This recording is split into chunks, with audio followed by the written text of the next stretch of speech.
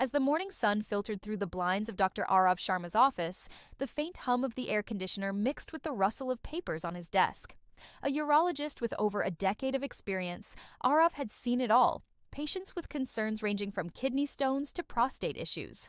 But today, as he sipped his chai and glanced at his appointment list, one name stood out: Rohan, a 28-year-old software engineer who had booked a consultation with a note that simply read, "Personal concern, urgent."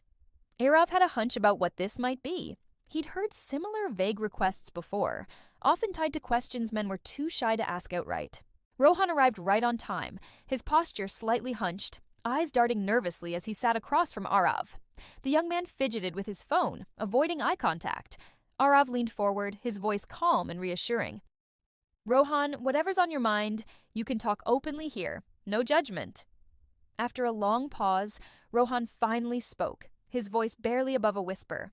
"Doc, I want to know if I'm normal. Down there, size-wise." Arav nodded, unsurprised. It was one of the most common questions men asked, though rarely with such hesitation. He leaned back, ready to guide Rohan through the facts with the same clarity he'd offered countless others. "First things first," Arav began, "let's talk about what normal means. The idea of a normal penis size has been skewed by myths, media, and misinformation. Studies, reliable ones done across diverse populations, give us a clearer picture." He pulled out a small notepad and sketched a quick graph, not for show, but to ground the conversation in data. The average erect penis length, based on global studies, is about 5.1 to 5.5 inches, with a range of roughly 3.5 to 6.5 inches being within the normal spectrum. For girth, the average is around 4.5 to 4.8 inches in circumference when erect. Flaccid sizes vary more widely, but they're less relevant because function matters more than appearance. Rohan's eyes widened slightly, as if he was mentally measuring himself against these numbers. Arav continued, "These numbers come from studies like the one published in the British Journal of Urology, which looked at thousands of men across different countries. The key takeaway? There's a wide range of normal, and most men fall within it." Rohan shifted in his seat, his curiosity piqued but his nervousness still evident. "Okay, but how do I know where I stand? How do I even measure properly?" Arav smiled, appreciating the practical question. He reached for a drawer and pulled out a small ruler and a flexible tailor's tape, tools he kept for demonstrations like this.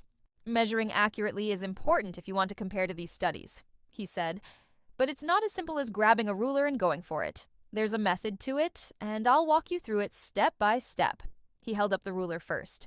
"For length, you measure when fully erect.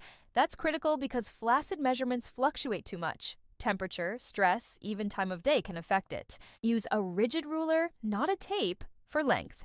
Place it along the top side of the penis, from the base where it meets the pubic bone to the tip of the glans.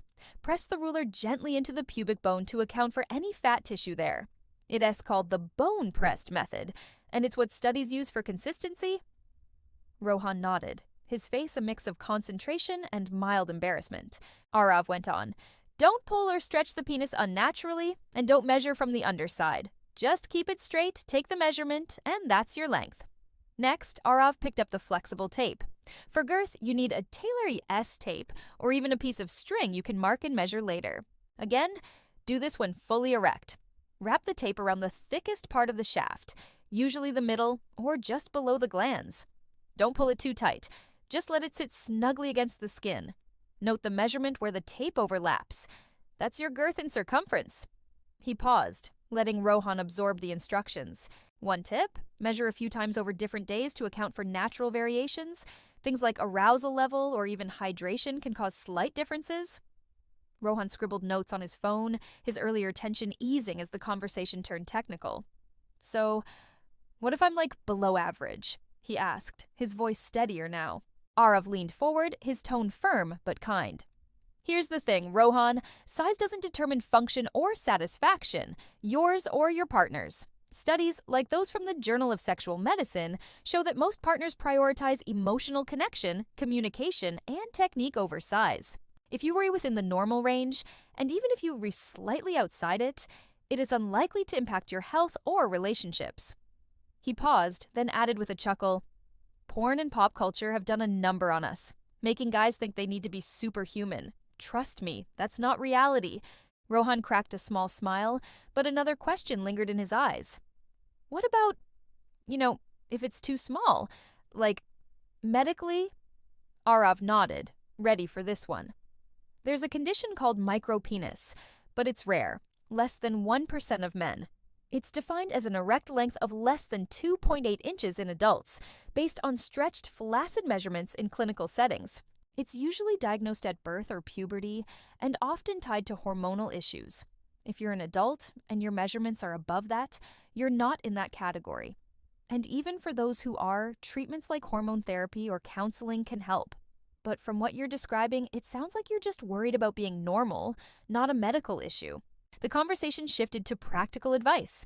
Arav explained that concerns about size often stemmed from insecurity rather than actual problems.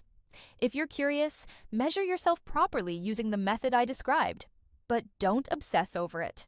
Focus on overall health. Exercise, diet, mental well-being, those impact sexual performance far more than a centimeter here or there." He also suggested open communication with partners, emphasizing that honest conversations about desires and concerns often resolved more than physical measurements ever could. As the appointment wrapped up, Rohan looked visibly lighter, his shoulders no longer hunched. "Thanks, Doc.